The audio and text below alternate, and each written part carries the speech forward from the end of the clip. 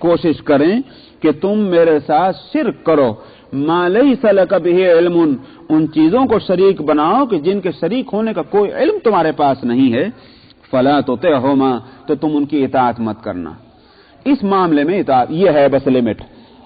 वालिदैन की हर चीज में फर्माबरदारी होगी, लेकिन अल्लाह के हक में नहीं।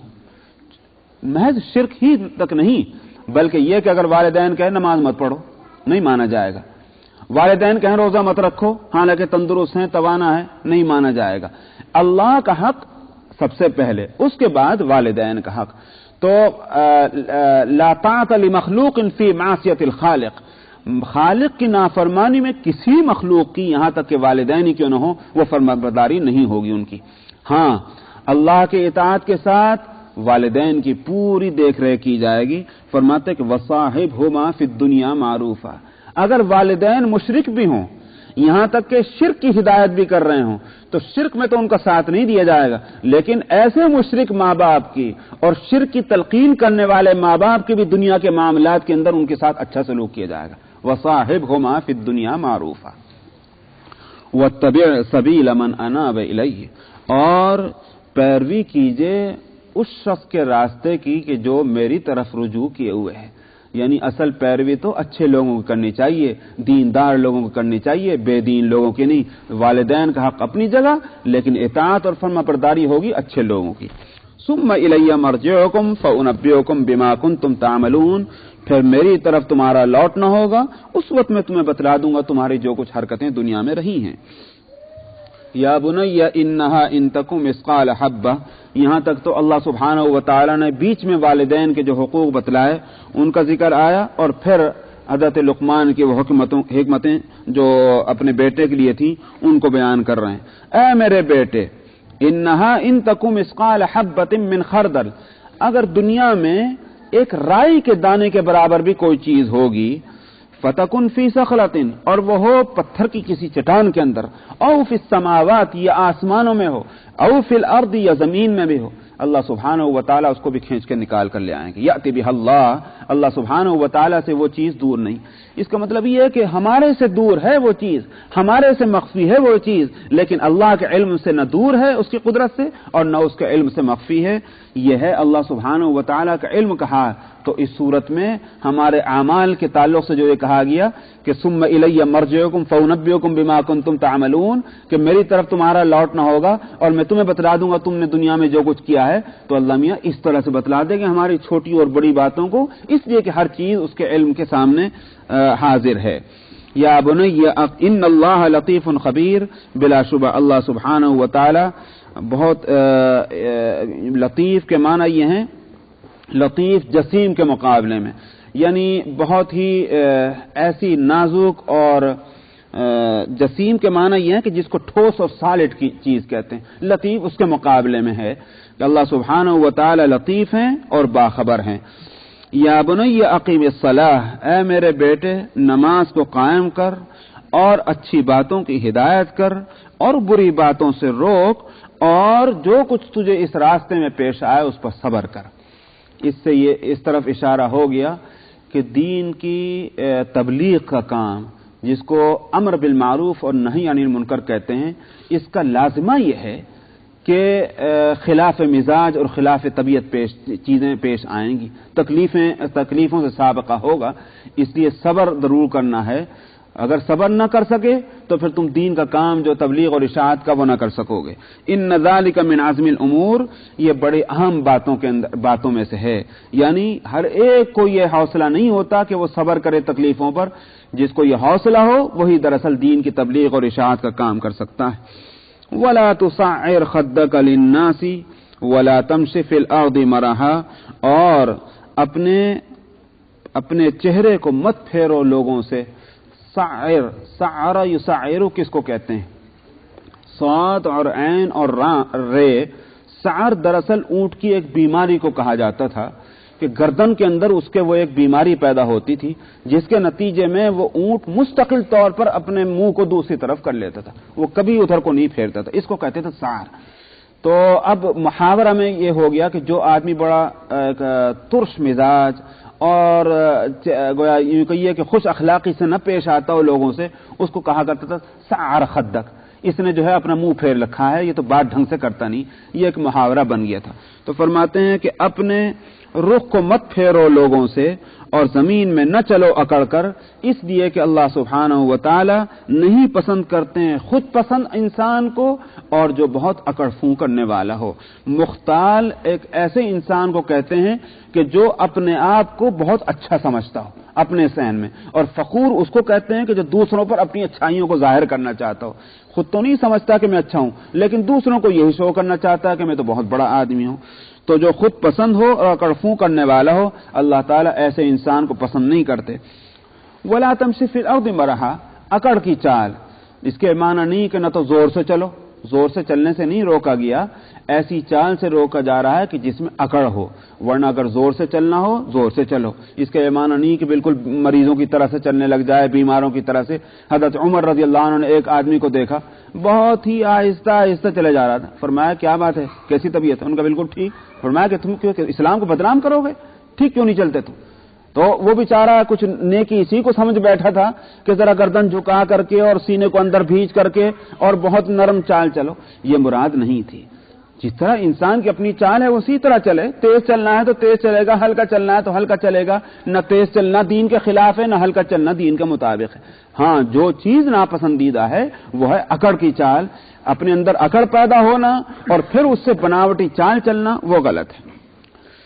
وقصد فی مشی کا، درمیانی چال چلیے، وغضض من صوتک، اور اپنی آواز کو پست رکھیے، تو نہ چال میں اکڑ ہو اور نہ بات میں اکڑ ہو۔ بے وجہ بھی چیخنا، ڈانٹ ڈانٹ کر بات کرنا، معلوم ہوتا ہے کہ ہر وقت جو ہے غصہ ہی چلا آ رہا ہے، یہ مناسب نہیں ہے۔ میانہ روی اختیار ہونی چاہیے ہر معاملے کے اندر۔ ان انکر الاصوات لصوت الامیر، بدترین آواز گدھے کی آواز ہے۔ یہ بات اس لیے کہی گئی کہ تم کتنا چیخو گے، کتنا زور زور سے بولو گے، گدھے سے زیادہ نہیں چیخ سکتے تم، تو وہ کوئی اچھی آواز تھوڑی ہے۔ انسان کو اپنی میانہ روی کو اپنانا چاہیے، بول چال کے اندر بھی اور چال ڈھال کے اندر بھی، یہی صورت جو ہے وہ عبدیت کے مناسب ہے۔ تو یہ نصیحتیں تھیں حضرت لقمان کی اپنے بیٹوں کو، تو اخلاقیات سے متعلق، عبادات سے متعلق، عقائد سے متعلق یہ چیزیں تھیں جو لقمان نے نصیحت کی اپنے بیٹوں کو۔ تو اب تم دیکھ لو کہ محمد صلی اللہ علیہ وسلم کیا باتیں تمہارے سامنے پیش کر رہے ہیں، ان کی تعلیمات وہی تو ہیں جو لقمان نے کی تھی اپنے بیٹوں کو۔ تو اس لیے محمد کی باتیں تم کیوں نہیں مانتے؟ کوئی نئی باتیں محمد تم کو نہیں بتلا رہے ہیں، اور خاص طور پر عقیدہ توحید وہ عقیدہ ہے کہ جو ہر دور کے عقل مند جس کو اپناتے رہیں اور اسی کی دوسروں کو نصیحت کرتے رہیں۔ آخر دعوانا الحمدللہ۔ 33 آیت نمبر سورہ لقمان آیت نمبر 20۔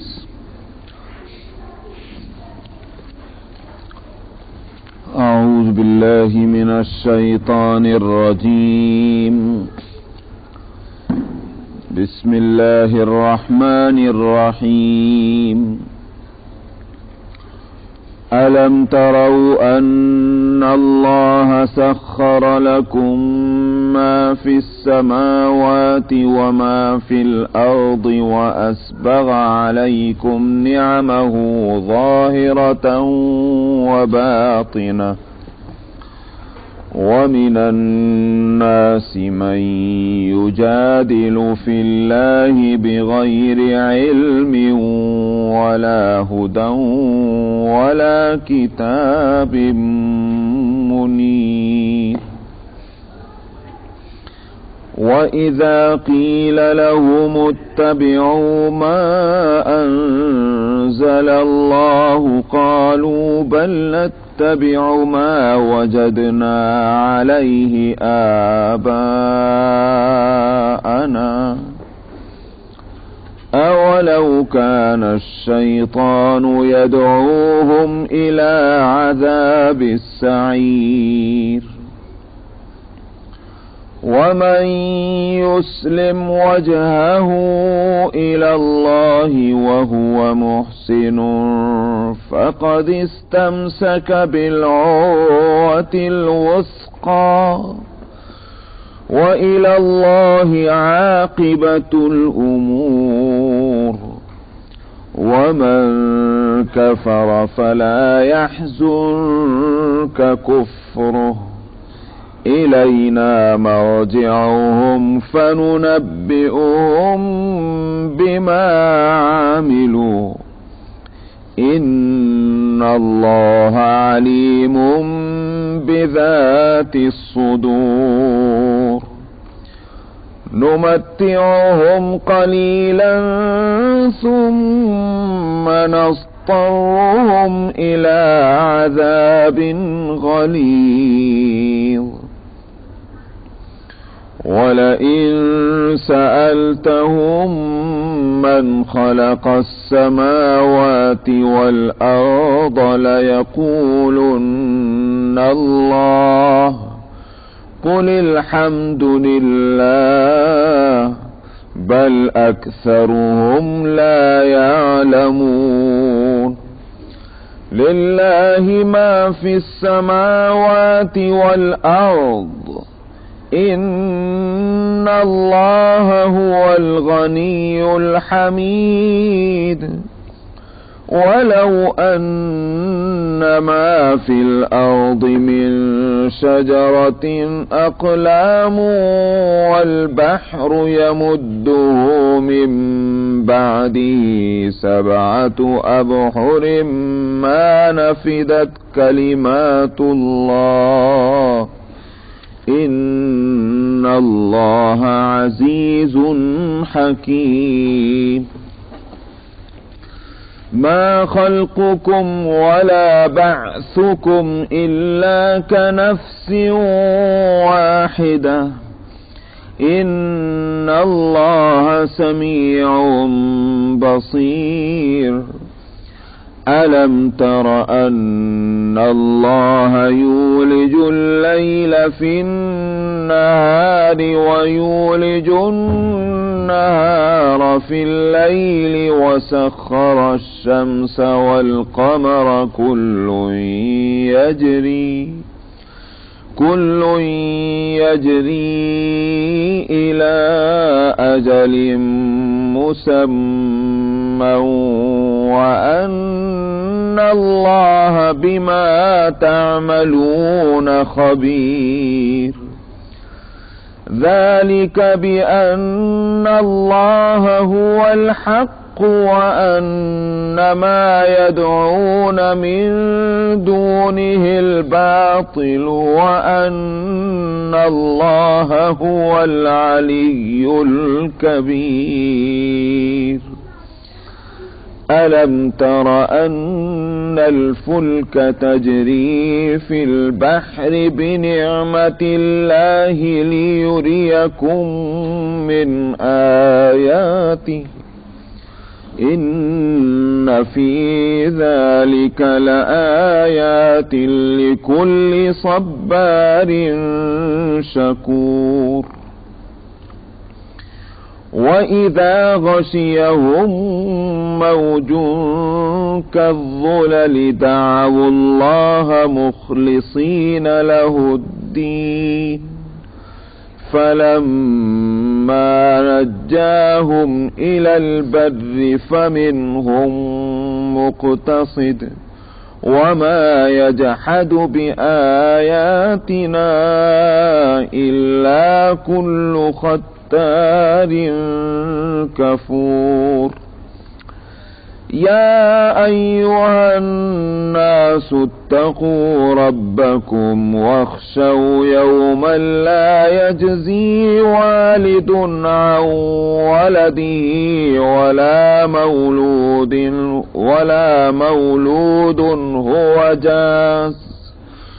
ولا مولود هو جاز عن والده شيئا إن وعد الله حق فلا تغرنكم الحياة الدنيا ولا يغرنكم بالله الغرور إن الله عنده علم الساعة وينزل الغيث ويعلم ما في الأرحام وما تدري نفس ماذا تكسب غدا وما تدري نفس بأي أرض تموت إن الله عليم خبير صدق الله العظيم۔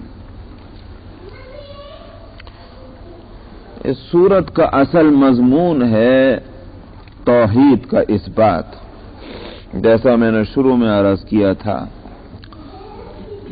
اور اس کو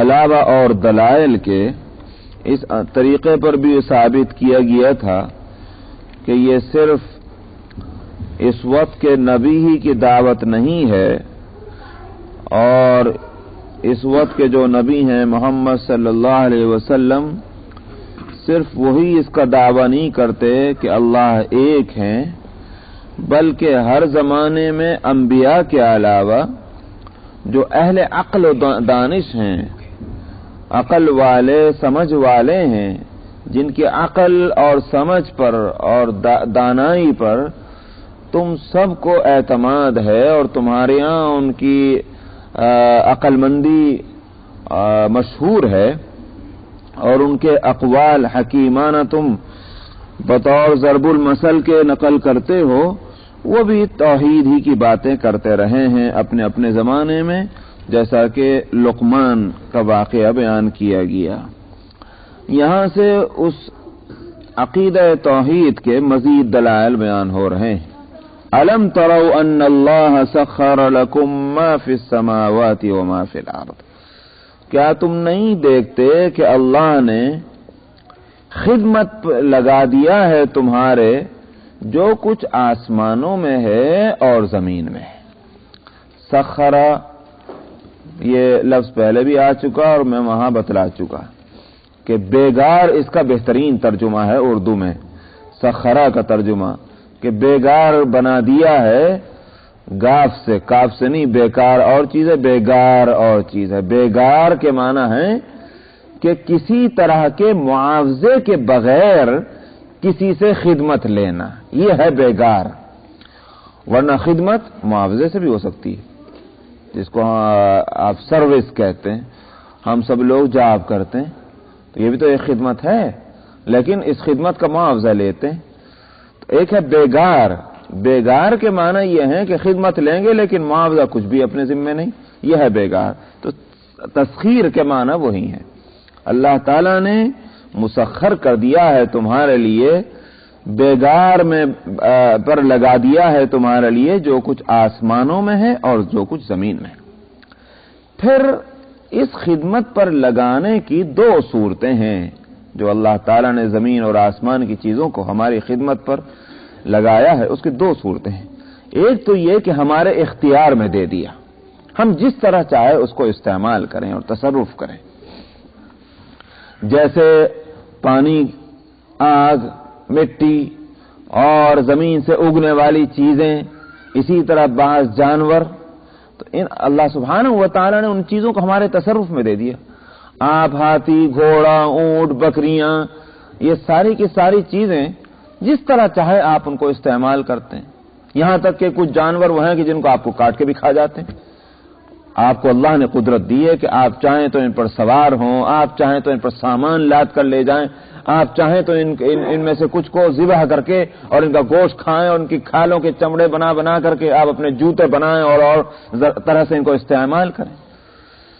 تو جاندار اور بے جان چیزوں میں سے بعض چیزوں کو تو اس طرح سے مسخر کیا کہ ہمارے اختیار میں دے دیا، بعض چیزوں کو اس طرح سے مسخر کیا کہ وہ خدمت پر تو لگی ہوئی ہیں لیکن ہمارے اختیار میں نہیں ہے، جیسے مثلا بارش کا برسنا، ہواؤں کا چلنا۔ یہ ہوائیں چلتی ہیں ہمارے اختیار سے نہیں کہ ہم جب یوں چاہیں کہ بھئی ہوا آج جو ہے بجائے اس کے کہ پچھوا چلے، پچھم سے چلے، آج تو پورب سے چلے گی پروا کی طرف کو، ہمارے اختیار میں نہیں، اللہ تعالیٰ نے اپنے اختیار میں اس کو رکھا۔ لیکن یہ ہواؤں کا چلنا یہ ہے ہمارے فائدے کے لیے، اس سے ہم کو نفع پہنچتا ہے، ہم کو فائدہ پہنچتا ہے، تو اس اعتبار سے یہی کہا جائے گا کہ ہوا ہماری خدمت کر رہی ہے۔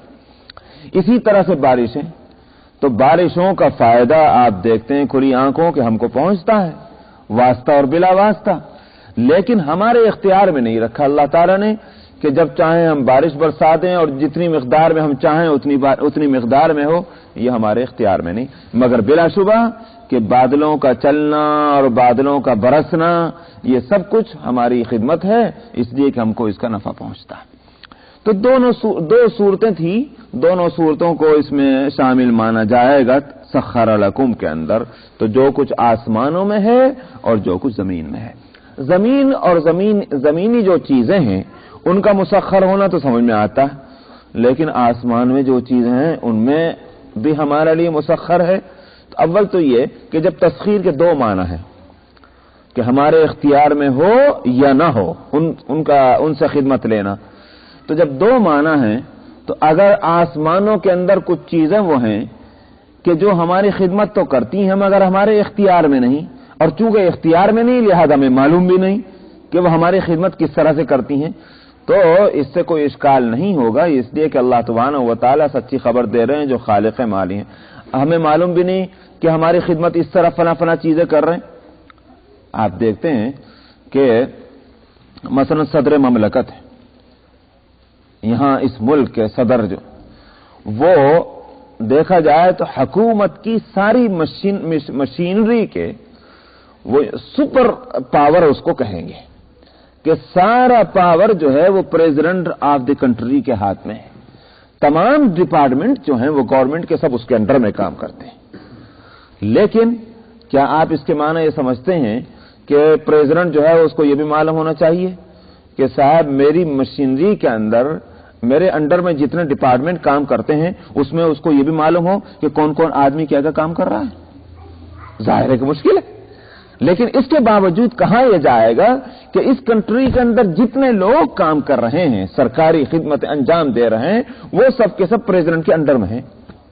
لیکن پریزیڈنٹ کے انڈر میں ہونے کے باوجود پریزیڈنٹ کا واقف ہونا کہ صاحب کون کون آدمی کہاں کام کر رہا ہے، کیلیفورنیا میں کتنے ڈپارٹمنٹ ہیں اور کتنے لوگ وہاں کام کر رہے ہیں اور نیو یارک میں کتنے، ظاہر ہے کہ ضروری نہیں۔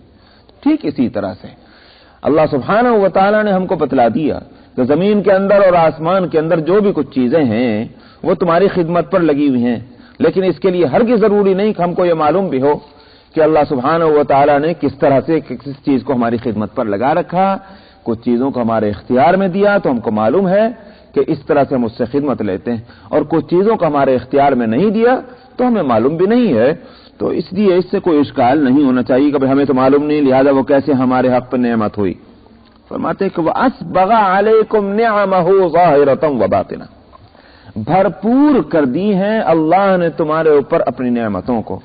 اسبغ، اسباغ کہتے ہیں کسی کام کو اس طرح سے کرنا کہ جس میں کسی طرح کی کمی کا کوئی شک بھی نہ رہے، سمجھنا ہے؟ اسی وجہ سے اسباغ وضو کے اندر مستحب ہے۔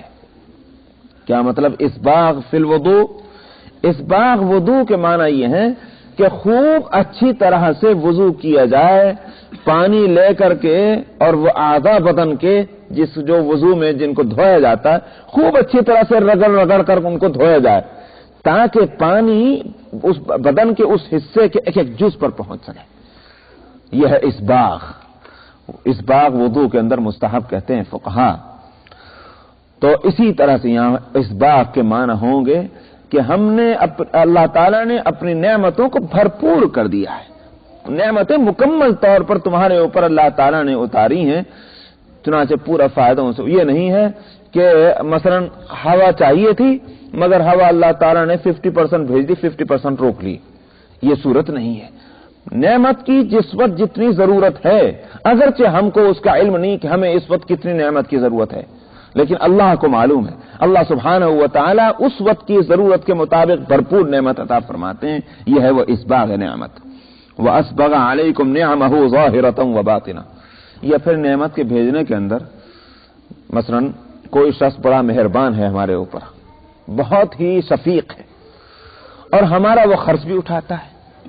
مگر اس کے باوجود ظاہر ہے کہ اگر ہم یوں کہیں کہ صاحب آج $100,000 ہم کو چاہیے دے دیجئے، تو اس کے مہربان ہونے کا یہ معنی نہیں کہ ہم کو فوراً $100,000 بھی وہ ہمیں دے دے. اس کو سوچنا پڑے گا کہ $100,000 دینا مفید بھی ہے کہ نہیں. $100,000 دینے سے وہ تو کوئی غریب نہیں ہو جائے گا، اس کے پاس ہے بھی کہ نہیں خزانے کے اندر. یہ ساری چیزیں دیکھنی پڑتی ہیں. اب اس کے بعد کل $100,000 ہی ہو، آپ نے وہی مطالبہ کر لیا تو وہ دے گا تو وہ کہاں، وہ اس کے بعد کل کو غریب ہو جائے گا، فقیر ہو جائے گا. لیکن اللہ سبحانہ و تعالی کی طرف سے نعمتوں کے آنے کی یہ صورت نہیں ہے کہ اللہ میاں نعمتوں کے دیتے وقت یوں سوچیں اتنی دوں کہ نہ دوں، اگر اتنی دوں تو میں غریب ہو جاؤں گا، میرا خزانہ خالی ہو جائے گا. یہ صورت نہیں ہے. اس باغ کے اندر یہ بات بھی آ گئی کہ اللہ تعالیٰ نے اپنی نعمتوں کو مکمل اور بھرپور طور پر عطا فرمایا ہے، ظاہرتاً و باطنہ، ظاہری نعمتیں بھی اور باطنی نعمتیں بھی. ظاہری نعمتیں وہ کہ جن کو اپنے حواس سے ہم دیکھ پاتے ہیں، اور باطنی نعمتیں وہ ہیں کہ جس میں ہمارے حواس کا دخل نہیں ہے. یا یوں کہیے ظاہری نعمتیں وہ ہیں کہ ہر کس و ناقص کو اس کا احساس ہوتا ہے، اور باطنی نعمتیں وہ ہیں کہ ہر انسان کو اس کا علم نہیں ہوتا، کسی کو ہو جاتا، کسی کو نہیں ہوتا. یا اس کو یوں کہیے کہ اجمالی علم ان نعمتوں کا یہ ظاہری ہے، اور اس کا باطن یوں کہ تفصیلی علم حاصل ہو جانا ان نعمتوں کے تعلق سے یہ نعمت کا باطن ہے. مثلا مثال کے طور پر ہماری آنکھ دیکھتی، یہ بھی ایک علم ہے، اس کو کہیں گے اس نعمت کا یہ ظاہر ہے. اور اس نعمت کا باطن کیا ہے؟ ڈاکٹر صاحب سے جا کر پوچھئے آنکھ کیسے دیکھتی ہے، تو اب وہ بتائیں گے کہ اللہ تعالیٰ نے اس آنکھ کے اس ڈھیلے کے اندر کتنی رگیں رکھی ہیں، اور یہ رگیں کیا کام کرتی ہیں، کس طرح سے یہ اس میں یوں کہیے کہ روشنی آنکھ سے نکلتی ہے، کس طرح کسی چیز پر پڑتی ہے، پھر وہ لوٹتی ہے اور آنکھ کی طرف واپس جاتی ہے، وہ پکچر لے کر کے ان ساری چیزوں کی.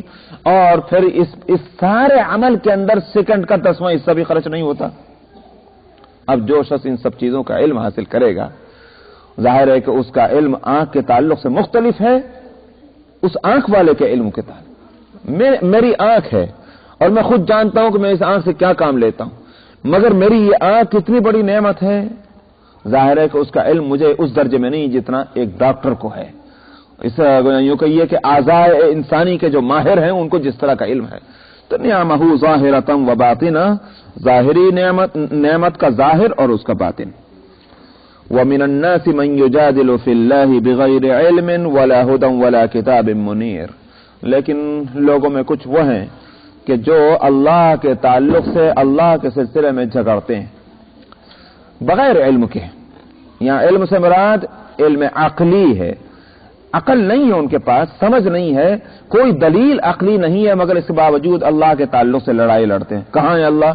اللہ ہے تو نظر کیوں نہیں آتا؟ یہ اس طرح کی باتیں. ولا ہدن، اور نہ ان کے پاس کوئی نقلی دلیل ہے. ہدن کے معنی یہاں ہے کہ ہدایت کے معنی یہ ہو گئے کوئی نقلی دلیل ان کے پاس نہیں. یہ یوں کہ یہ کوئی رہبر نہیں بتلانے والا ان کو کہ اللہ ایک ہے. جیسے اللہ کے ایک ہونے کے بارے میں رہبر موجود ہیں، لیکن اللہ کے علاوہ کوئی اور لوگ کچھ اور بھی اس کی طاقت میں شریک ہیں، اس بات کو بتلانے والا کوئی بھی نہیں. ولا کتاب منیر، اور نہ ان کے پاس کوئی روشن کتاب ہے آسمانی کہ جس سے ان کو یہ بات معلوم ہو کہ اللہ کے ساتھ کچھ اور بھی اس کی طاقت میں شریک ہے. اس کے باوجود لوگ جھگڑتے ہیں. وَإِذَا قِيلَ لَهُمُ اتَّبِعُوا مَا أَنزَلَ اللَّهُ قَالُوا بَلْ نَتَّبِعُ مَا وَجَدْنَا عَلَيْهِ آبَاءَنَا. مثلا اسی ملک میں سن آف گاڈ کا تصور ہے، تصور ہی نہیں بلکہ بلیو ہے، یقین ہے. کہاں جائے گا کہ بھئی کیا ہے تمہارے پاس دلیل، عقل سے ثابت کر دو. اب وہ کہتے ہیں کہ شاید 3 میں کا 1 1 میں کا 3. کبھی عقل سے بتائیے 3 میں کا 1 1 میں کا 3 کیسے ہوا؟ کہنے لگے عقل سے نہیں سمجھا سکتے. اچھا صاحب نقل سے سمجھا دیجئے کہ بائبل میں کہیں یہ لکھا ہوا ہو کہ اللہ 3 ہے اور 3 میں کا 1 ہے اور 1 میں کے 3 ہے. اس کو ایسے انداز میں کہ جس میں کسی طرح کا شک اور شبہ نہ ہو تو پچھلی کتابوں سے سمجھا دیجئے، مگر اس بات کا پروف دینا پڑے گا کہ یہ چینجنگ تمہاری کتاب کے اندر نہیں ہوئی ہے، تو بھی نہیں سمجھا سکتے. اور آگے فرمایا کہ ولا ہدن، پیغمبر کے کوئی لفظ ہو، کوئی رہنما ہو، کوئی رہبر ہو کہ اس کے ذریعے سے سمجھا سکے. تو حاصل یہ ہوا کہ ایک وہ عقیدہ ہے کہ جو صدیوں سے چلا آ رہا ہے، جس کے پیچھے نہ عقلی دلیل ہے نہ نقلی دلیل ہے. ولا ہدن ولا کتاب منیر وَإِذَا قِيلَ لَهُمُ اتَّبِعُوا مَا أَنزَلَ اللَّهُ قَالُوا بَلْ نَتَّبِعُ مَا وَجَدْنَا عَلَيْهِ آبَاءَنَا. اور جب کہا گیا ان کو کہ پیروی کرو تم جو کچھ اللہ نے اتارا ہے اس کی، تو یوں کہتے ہیں کہ نہیں، بلکہ ہم تو پیروی کرتے رہیں گے اس راستے کی جس راستے پر ہم نے باپ دادا کو پایا ہے. معلوم یہ ہوتا ہے ہر زمانے میں جن لوگوں کے پاس کوئی دلیل اپنے طریقے کے لیے نہ ہو، ایک ہی دلیل ان کے پاس رہا کرتی ہے اور وہ لنگڑی دلیل ہے قرآن کی نظر میں، اور وہ یہ کہ بھئی ہمارے باپ دادا سے ایک طریقہ چلا آ رہا، ہم کیسے اس کو غلط مان لیں. بس یہ ایک دلیل ہوئی. بھئی حالانکہ اس کا نام دلیل نہیں ہے. قرآن شریف اس کو معلوم ہوتا ہے کہ ایک ہی دلیل ہے ہر زمانے میں. مشرکین مکہ یہی کہتے رہے، نوح علیہ السلام کے زمانے کی قوم یہی کہتی رہی ہے، موسیٰ علیہ السلام کے زمانے کی قوم جنہوں نے موسیٰ علیہ السلام کی دعوت کو نہیں مانا یہی کہتی رہی. معلوم ہوا کہ حق سے جو لوگ دور رہے ہیں انہوں نے ایک ہی دلیل دی ہے ہر زمانے کے اندر. قرآن نے اس دلیل کو نقل کیا اور عجیب عجیب طریقے پر اس کو رد کیا. یہاں قرآن شریف ایک اور انداز میں بات کہہ رہا ہے، اس کا جواب دے رہا ہے. اولو کان الشیطان یدعوہم الی عذاب السعیر. کیوں جی تم اپنے باپ دادا کے طریقے پر اس کے باوجود بھی چلتے رہو گے کہ چاہے یہ بات ثابت ہو جائے کہ باپ دادا جو ہیں جس راستے پر چل رہے تھے وہ راستہ جہنم کا راستہ تھا اور شیطان ہی نے ان کو اس راستے پر لے جا کے ڈالا تھا. اگر دلائل سے یہ ثابت ہو جائے تب بھی تم اپنے باپ دادا کے طریقے پر چلتے رہو گے. یہ تو کوئی دلیل نہ ہوئی. دلیل یہ ہے کہ عقل سے یہ مسئلہ اس طرح سے سمجھ میں آتا ہے، نقل سے یہ مسئلہ اس طرح سے سمجھ میں آتا ہے. صاحب دیکھیے اس کے لیے ریفرنس یہ ہے کتاب کے اندر، یہ تو بات سمجھ میں آتی، لیکن یہ کیا دلیل ہوئی کہ باپ دادا سے یہ طریقہ چلا آتا ہے. تو چاہے مسلمان اس بات کو کہیں اور چاہے غیر مسلم اپنے طریقے کے تعلق سے یہ دلیل دیں کہ باپ دادا سے یہ بات چلی آ رہی، یہ دلیل کوئی دلیل نہیں.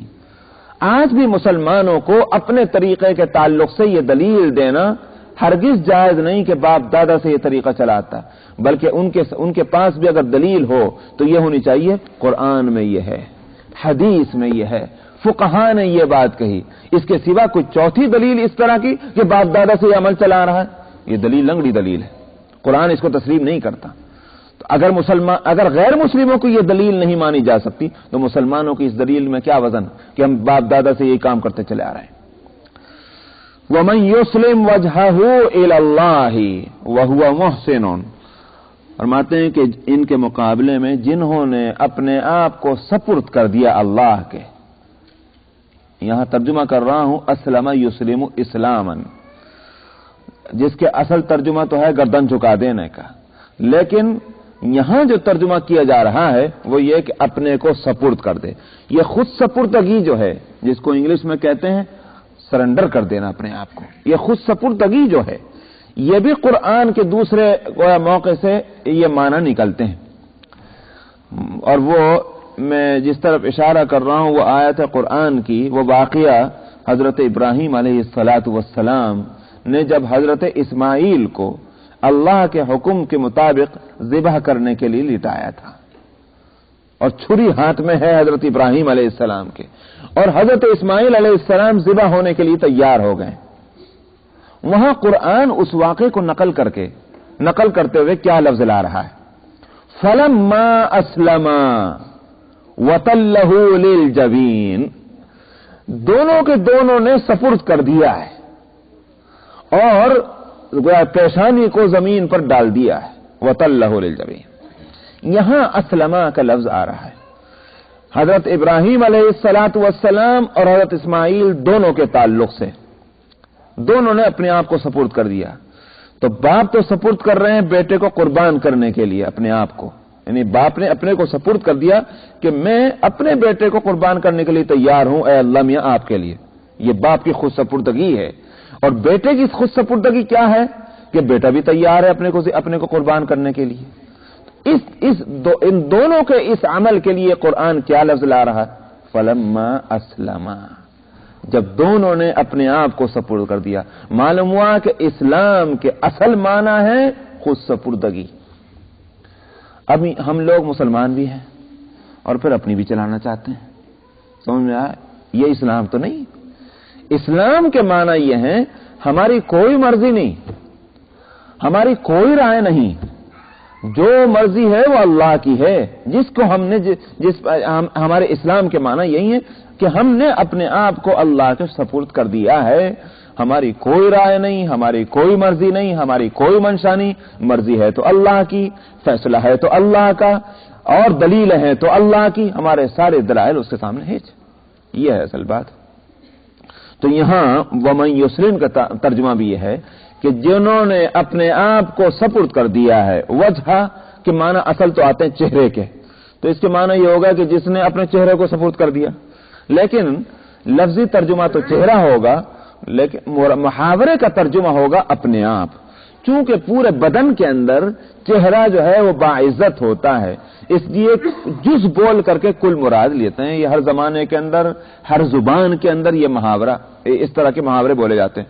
مثلا اگر ہم کہیں اجی میں نے تو اس کی گردن دبوچ لی ہے، آپ کہتے ہیں اجی اس کی تو گردن میرے ہاتھ میں ہے. کیا مطلب؟ ایک محاورہ ہے. مطلب یہ ہے کہ وہ آدمی میرے کنٹرول میں ہے، میرے قبضے میں ہے، میرے اختیار میں ہے، اس سے باہر نہیں. تو آپ گردن بول کر کے پورا بدن مراد لیتے ہیں. اسی طرح آپ کہتے ہیں کہ بھائی وہ تو میرا دانا ہاتھ ہے. کیا مطلب؟ یہ مطلب یہ ہے کہ وہ پورا کا پورا میرا مددگار ہے. تو مختلف موقعوں پر بدن کے مختلف اجزاء اور اعضاء بول کر کے پورا بدن مراد لیتے ہیں. یہاں بھی یہی صورت ہے کہ ومن یسلم وجہہ، جس نے اپنے آپ کو سپرد کر دیا اللہ کے، وہو محسن، اور یہ خود سپردگی جو ہے محض زبانی جمع خرچ نہیں کہ اللہ میں تو آپ کا فرما بردار ہوں، میں تو آپ کا مطیع ہوں. وہو محسن کے معنی یہ ہے کہ عملاً بھی وہ ایسا ہی ہو. اس لیے ترجمہ نیکوکاری سے مفسرین کرتے ہیں. محسن کا مطلب یہ ہے کہ نیکوکار ہو. ظاہر ہے کہ نیکوکاری جو ہے وہ عمل سے ہے، تو اس کا مطلب یہ ہوا کہ وہ خود سپردگی زبانی بھی ہے، قلبی بھی ہے، عملی بھی ہے. فکر اور خیال اور قول اور اسی طرح سے عمل، ان تینوں میں یکسانیت ہے اور تینوں سے خود سپردگی جو ہے وہ ثابت ہے. فقد استمسک بالعروۃ الوثقی، اس نے اس مضبوط کڑے کو تھام لیا ہے. اور وہ کہتے ہیں وہ کڑا کہ جس کے اندر کوئی چیز، جیسے یہاں یہ جس پہ یہ آپ دیکھ رہے ہیں کہ فانوس اور جھاڑ لٹکا ہوا ہے، وہ کڑا کہ جس کے اندر کسی چیز کو لٹکایا جاتا ہے، اس کو کہتے ہیں العروہ. اور الوثقی کے معنی یہ ہے قابل اعتماد. اعتماد ہو کہ یہ وزن، یہ کڑا جو ہے اس وزن کو سنبھال سکتا ہے. یہ ہے وثقی کے معنی. ایسا نہیں کہ آپ ڈاؤٹ فل ہیں، پتہ نہیں اس بوجھ کو سنبھالے گا نہیں سنبھالے گا، ٹوٹ تو نہیں جائے گا. فقد استمسک بالعروۃ الوثقی، اس نے مضبوط کڑے کو تھام لیا ہے. تو اس کے اسلام کو ایک کڑا کہا گیا. اسلام وہ کڑا ہے کہ جو چھوٹ تو سکتا ہے مگر ٹوٹ نہیں سکتا. یہ تو ہو سکتا ہے کہ آپ نے جب اسلام سے اپنے آپ کو جوڑا ہے اور اللہ کے اپنے آپ کو سپرد کیا، یہ تو ہو سکتا ہے کہ آپ ہی کے ہاتھ سے رسی چھوٹ جائے، آپ ہی کے ہاتھ سے یہ کڑا چھوٹ جائے. یہ تو ہو سکتا ہے، مگر یہ نہیں ہو سکتا کہ آپ تو پکڑے ہوئے مگر کڑا ٹوٹ گیا. قرآن پاک نے کہیں تو اس کو العروہ کے لفظ سے تعبیر کیا اسلام کو، اور کہیں اس قرآن کو اور اسلام کو حبل اللہ کے لفظ سے تعبیر کیا. وَاعْتَصِمُوا بِحَبْلِ اللَّهِ جَمِيعًا وَلَا تَفَرَّقُوا، مضبوطی سے تھام لو تم اس اللہ کی رسی کو، یعنی اسلام کو اور قرآن کو. تو مضبوطی سے تھامنے کے معنی یہی ہے کہ رسی سے تو نہیں ٹوٹے گی، اس کا تو اطمینان رکھو. ہاں تمہیں نے کمزوری سے پکڑا تو تمہارے پکڑنے کے اندر کمی رہ گئی تو ہو سکتا ہے چھوٹ جائے.